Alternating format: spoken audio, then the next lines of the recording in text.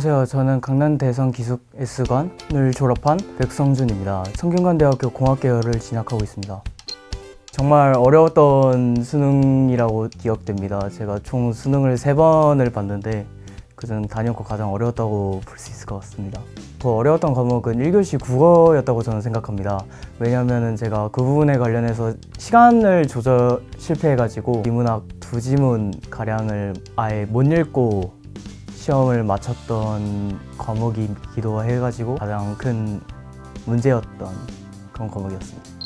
구성학원을 다니면서 가장 도움이 되었던 부분은 단연코 컨텐츠라고 할 수 있습니다. 컨텐츠가 정말 많이 도움이 되었는데 그 중에서도 1720 같은 시간 내에 17문제나 27문제를 푸는 그런 컨텐츠들이 가장 큰 도움이 되었습니다.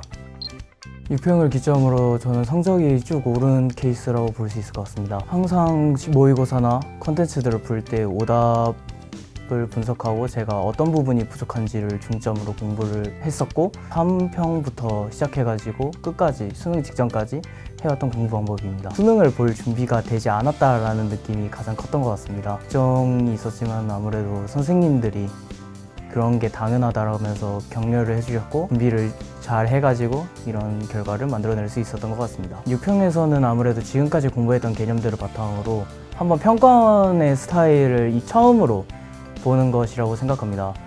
이런 과정에 있어서 평가원이 요구하는 부분이나 아니면 자신이 부족했던 부분을 찾을 수 있게 되고 이를 통해서 앞으로의 공부 계획을 잡아가는 것이 저는 중요하다고 생각합니다. 저는 고3 때 수시로 대학을 먼저 진학을 했었습니다.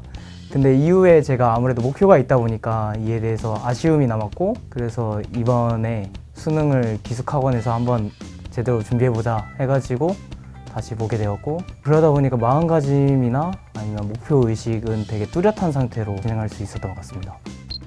대성 모의고사나 아니면 이감 모의고사 같은 그런 실전 모의고사 형태의 시험지들이라고 생각합니다. 시간 관리 측면에 있어서 가장 약점이 많았고 이에 대해서 연습할 수 있었던 기회를 충분히 제공을 해주었습니다. 가장 취약한 과목이 국어입니다. 그러다 보니까 아침 시간, 즉 수능에서 1교시 시간에 맞춰서 국어 실전 모의고사를 푸는 형식으로 계속해서 준비를 해왔고 수업 시간에 배웠던 내용들을 다시 복습하면서 이게 어떤 논리로 글이 흘러갔는지를 평가원 위주로 공부를 진행을 했었습니다. 아침 1시간 반 그리고 수업 시간 그리고 그 수업 시간의 복습만큼의 시간을 투자를 했었습니다. 네, 복습을 전부 다 노트에다 옮겨놓은 노트가 있는데 그게 3권 정도 가량의 분량이 나왔습니다. 총 10개월 동안. 그거를 마지막 한 달, 10월에서 11월 이 기간 동안에 복습을 하면서 다시 제가 취약한 부분, 놓쳤던 부분, 까먹었던 부분을 다시 공부하는 시간을 가졌습니다.